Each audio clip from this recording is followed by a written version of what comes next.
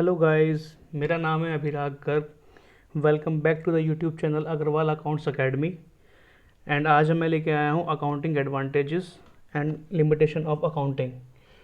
हमने 2 क्लास कर चुके हैं हम, और ये हमारा तीसरा सेशन है। फर्स्ट में हमने पढ़ा था बुक कीपिंग और अकाउंटिंग के बारे में। सेकंड में हमने पढ़ा था आपका अकाउंटेंसी के बारे में और ऑब्जेक्टिव ऑफ अकाउंटेंसी के बारे में।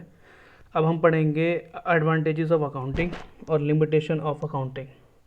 वेरी इजी टॉपिक, बट ये है कि आपको बेसिक नॉलेज हो जाए, इसीलिए ये मैं बता रहा हूँ। और ये बहुत ज़रूरी है, क्योंकि अगर ये चीज़ हम समझ गए हैं तो फिर आगे जैसे हम अकाउंटिंग प्रिंसिपल्स पढ़ेंगे तो उसको समझने में हमें आसानी रहेगी। ठीक है। और मैं कोशिश करूँगा कि एवरी संडे जितना मैंने पढ़ाया है उनके मैं एमसीक्यू आपको हर संडे टू संडे करा दूँ, जिससे कि आपको कोई भी इसमें प्रॉब्लम हो या कोई भी आपको दिक्कत परेशानी आए या फिर आपको कोई भी टॉपिक समझने में कोई दिक्कत हो तो आप उन क्वेश्चंस के ज़रिए सॉर्ट कर लें। और कोई भी आपको परेशानी आए या फिर कोई भी आपको लगे कि कुछ चीज़ डाउट है, पूछना है, तो कमेंट सेक्शन में आप डाल सकते हैं। ठीक है गाइस, तो हम शुरू करते हैं आज अकाउंटिंग एडवांटेजेस। तो इसमें अकाउंटिंग एडवांटेजेस सबसे पहले आ रहा है अकाउंटिंग टेल्स फाइनेंशियल पोजीशन। तो इसका क्या मतलब हुआ कि जब हम अकाउंटिंग में हम कोई भी सिस्टमेटिक ट्रांजैक्शन रखेंगे या पूरा जैसे हम अकाउंटिंग रखेंगे वही अपना स्टार्टिंग से कलेक्शन करेंगे डेटा का, फिर जर्नल्स बनाएंगे, फिर हम पोस्टिंग करेंगे, तो इन सब के ज़रिए हमें क्या प्राप्त होता है। जैसे हमने कल लास्ट हमने पढ़ा था ऑब्जेक्टिव्स में, सबसे लास्ट में फाइनेंशियल रिपोर्ट्स थी। तो उस फाइनेंशियल रिपोर्ट्स के ज़रिए हम ये पता लगा सकते हैं कि हमारा बिजनेस में क्या चल रहा है, कि बिज़नेस हमारा प्रॉफिटेबल की तरफ जा रहा है या फिर लॉस की तरफ जा रहा है। ठीक है। तो इसमें यही है, फाइनेंशियल पोजीशन पता चल जाती है हमें अकाउंटिंग के ज़रिए कि बिजनेस में कितना उतार चढ़ाव हो रहा है, कितना प्रॉफिट हो रहा है, कितना लॉस हो रहा है। ठीक। अब सेकंड आता है इसमें असिस्टेंस टू मैनेजर। मैनेजर की ज़रिए हम उसको मैनेजमेंट भी कह सकते हैं। जैसे कि कंपनीज़ में या बिज़नेस में मैनेजमेंट भी होती हैं जो डिसीज़न लेती हैं बिज़नेस के रिगार्डिंग। सपोज़ कीजिए कि हमें मैनेजमेंट को कोई डिसीज़न लेना है इन फ्यूचर की, अगर किसी भी प्रोडक्ट का उनको प्राइस बढ़ाना है या कोई भी किसी भी तरीके का डिसीज़न लेना है, तो वो क्या करते हैं, वो प्रीवियस रिपोर्ट देखते हैं। जैसे कि फाइनेंशियल ईयर हमारा सपोज़ कीजिए 2009 में आपका जो वो हुआ, जो प्रॉफिट आया वो लगभग आया हमारा 1,00,000 रुपीज़। ठीक है। अब क्या होता है 2010 में हमारा जो प्रॉफिट आया वो आया लगभग 95,000। ठीक है। अब क्या होगा, मैनेजमेंट है जब, तो मैनेजमेंट क्या करेगी, मैनेजमेंट ये करेगी कि वो देखेगी कि प्रीवियस ईयर में और इस ईयर में जो प्रॉफिट आया है वो 5,000 रुपये कम आया है। तो उसको क्या करना पड़ेगा, अब वो मैनेजमेंट को ये लगेगा कि जब हमारा लास्ट ईयर प्रॉफिट 1,00,000 था और अब 95,000 आया है, तो वो क्यों आया है। तो उसके ज़रिए वो क्या करेगी, वो प्रोडक्शन बढ़ाने की कोशिश करेगी या फिर कहीं ना कहीं कॉस्ट कटिंग की कोशिश करेगी। तो कोई भी वो डिसीज़न लेगी इम्प्लीमेंट करने के लिए बिजनेस में कि आगे आपको इस तरह से करना है। वो किस तरीके से कर पा रही है, वो इसी वजह से कर पा रही है कि जब उसने लास्ट ईयर की और करंट ईयर की बैलेंस शीट चेक करी, उसने अपने प्रॉफिट देखा, तभी तो कर पा रही है ना। तो इसीलिए असिस्टेंट टू मैनेजमेंट का मीनिंग यही है कि मैनेजर या मैनेजमेंट जो भी है, जो डिसीजन लेगी इन फ्यूचर, वो अकाउंटिंग के ज़रिए ले सकती है। ठीक। तीसरा पॉइंट इसमें आता है रिप्लेसेस मेमोरी। रिप्लेसेस मेमोरी का मतलब ये होता है कि जो भी हम एविडेंस या ट्रांजैक्शन जो भी हम करते हैं उसको हमें याद रखने की ज़रूरत नहीं पड़ती।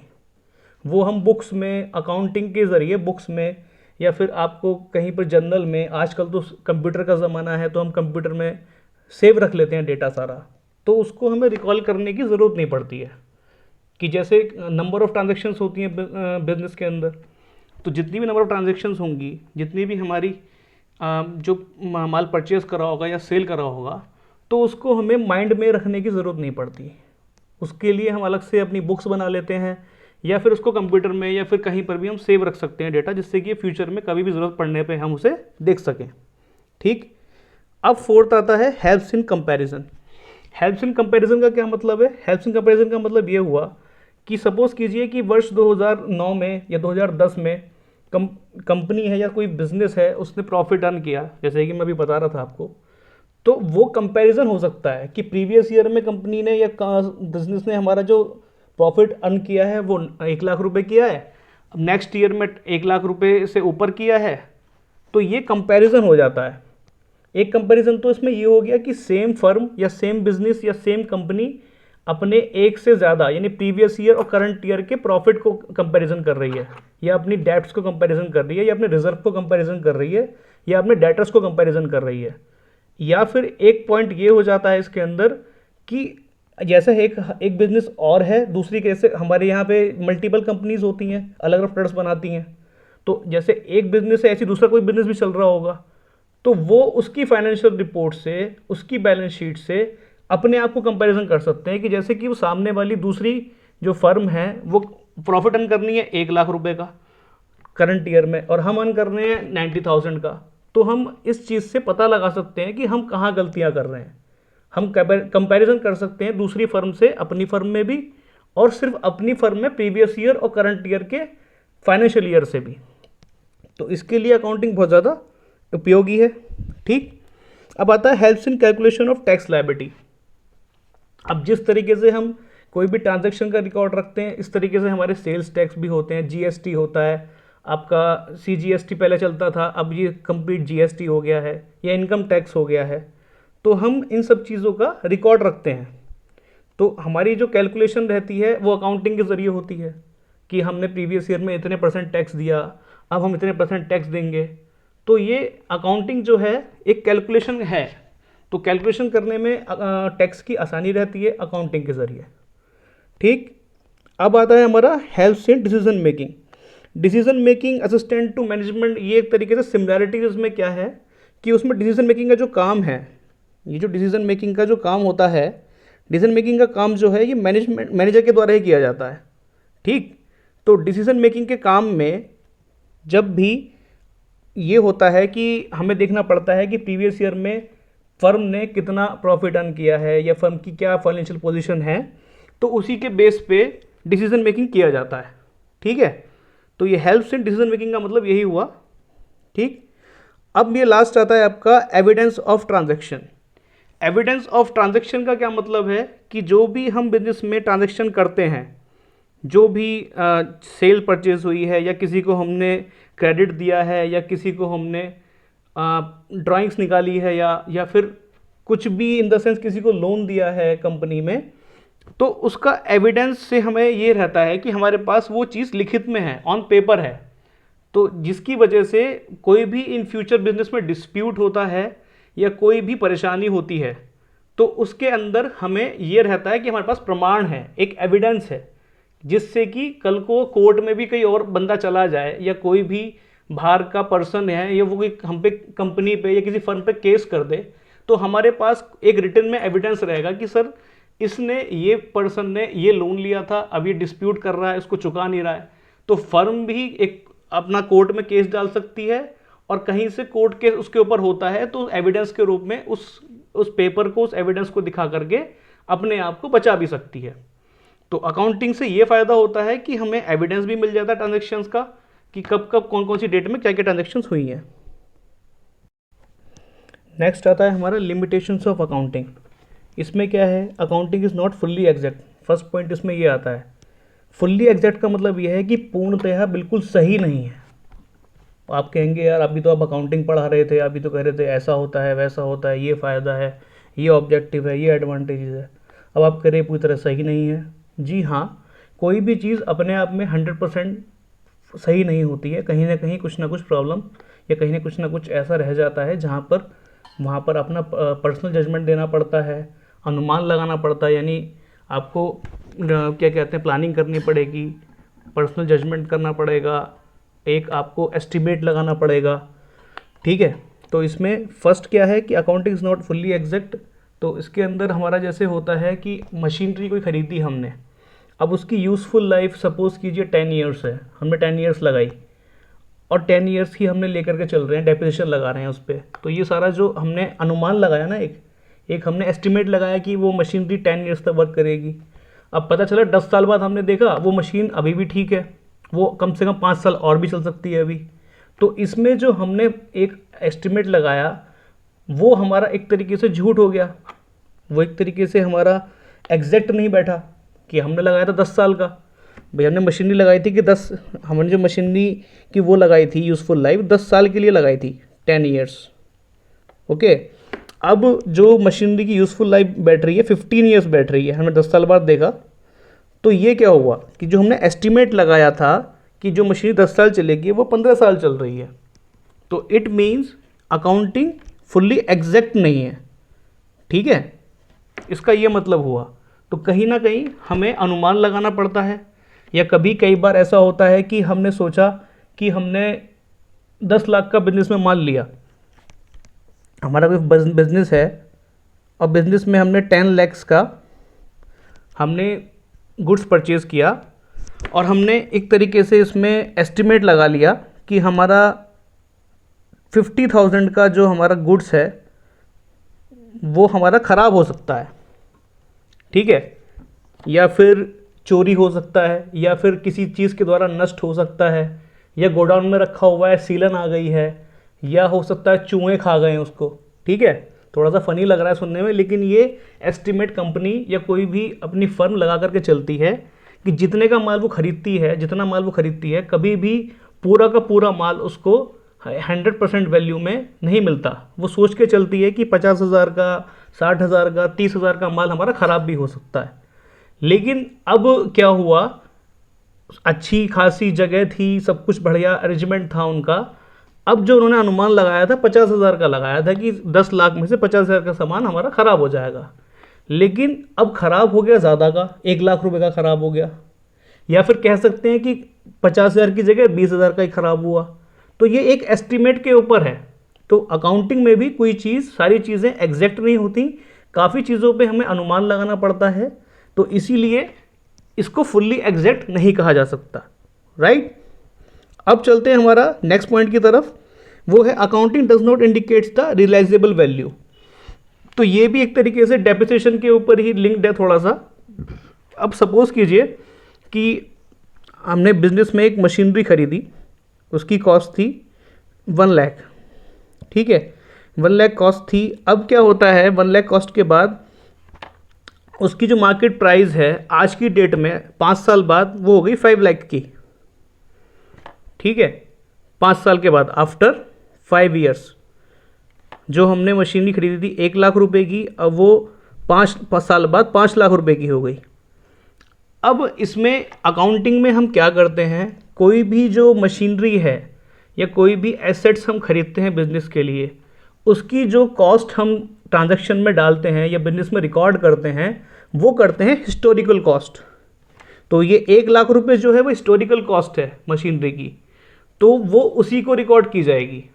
तो जब हम उसको बेचेंगे, तो अगर हमारा जो हमने एस्टिमेट लगाया कि 10 साल ये मशीनरी चलेगी, अब 10 साल बाद इसकी रियलाइजेबल वैल्यू निकलेगी, जो इसकी अवशिष्ट वैल्यू है, जो मतलब जो हमें बेचने के बाद उसको, जैसे हम स्क्रैप में बेच देते हैं मशीनरी को, जो वो मशीनरी की कॉस्ट निकलेगी वो हो सकता है 1 लाख से ज़्यादा मिल जाए हमें।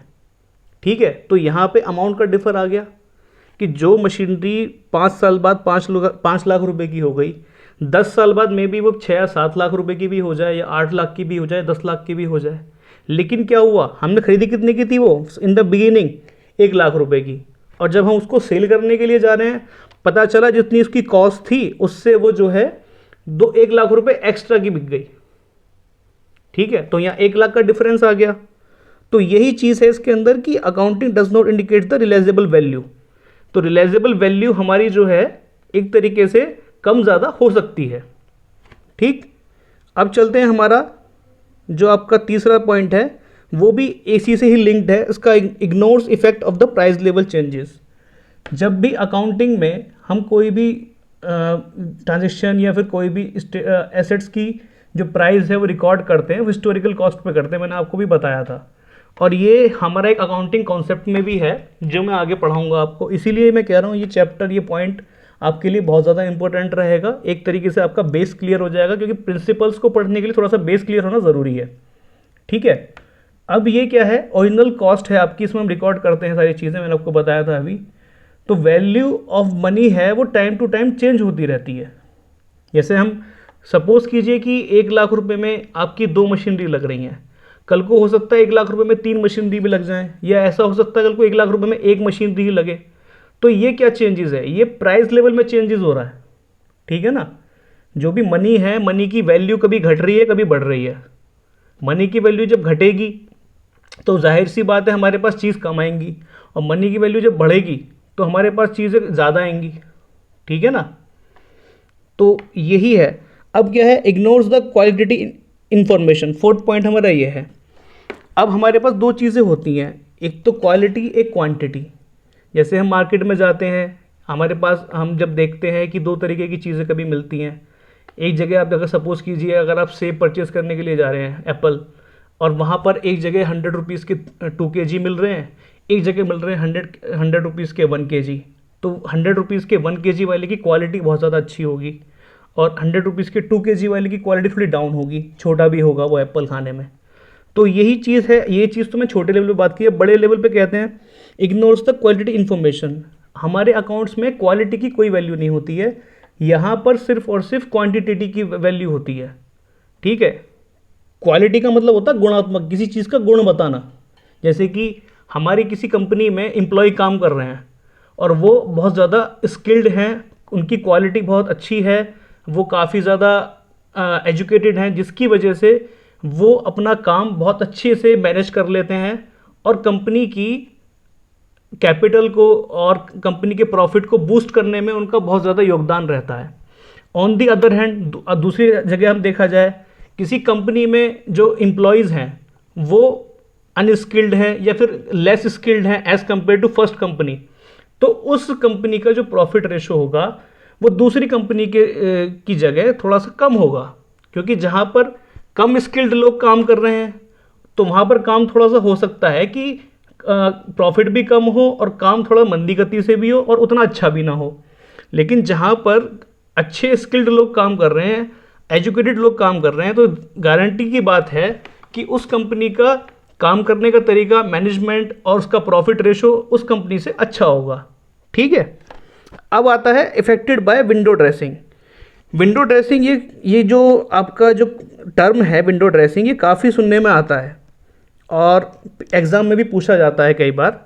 मैंने देखा है कि जो भी आपके एग्ज़ाम्स होते हैं, इवन इंटर के लेवल में भी ये वाला क्वेश्चन पूछा गया एक बार ऑब्जेक्टिव में।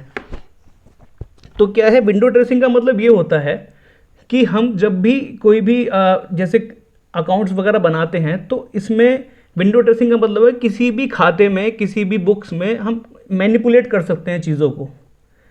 कई बार क्या होता है कि हमने क्या किया, रेवेन्यू एक्सपेंडिचर्स हैं उनको कैपिटल एक्सपेंडिचर्स में मान लिया और कैपिटल एक्सपेंडिचर्स को रेवेन्यू एक्सपेंडिचर्स में मान लिया। तो उससे क्या होता है, जो स्टेटमेंट आती है निकल करके या जो प्रॉफिट एंड लॉस निकल करके आता है, उसमें डिफरेंस पैदा हो सकता है, ठीक है। वो एक तरीके से फेयर व्यू नहीं दिखाएगा, उसमें कहीं ना कहीं झोल या घपला या मैनिपुलेशन होगा। तो इसीलिए ये इफ़ेक्ट हो जाती है अकाउंटिंग विंडो ड्रेसिंग के द्वारा, ठीक। तो हमारा यही आज का टॉपिक था। आई होप आपको अच्छे से समझ में आया होगा। और अगर कोई भी आपको कुछ पूछना हो, आप कुछ भी प्रॉब्लम आपको लगती हो उस टॉपिक में रिलेटेड, तो आप कमेंट्स में डाल सकते हैं। और कल का एक टॉपिक है वो काफ़ी इंटरेस्टिंग होने वाला है। कल हम डबल एंट्री सिस्टम के बारे में पढ़ेंगे, जो कि इसका एक बेस है अकाउंटिंग का और बहुत ही फेमस टेक्नोलॉजी है, एक टेक्निक है अपनी ट्रांजैक्शंस को बिजनेस में रिकॉर्ड करने की। तो कल का टॉपिक वो रहेगा मेरा। और संडे है, संडे में मैं कोशिश करूँगा कि आपको जो मैंने अभी टॉपिक्स कराए हैं लास्ट 3 डेज़ में, इनके आपको MCQs करा दूँ, ठीक है सर। तो आप मिलते हैं फिर आपको कल, ओके। प्लीज़ लाइक कीजिए, शेयर कीजिए, सब्सक्राइब कीजिए। Thank you.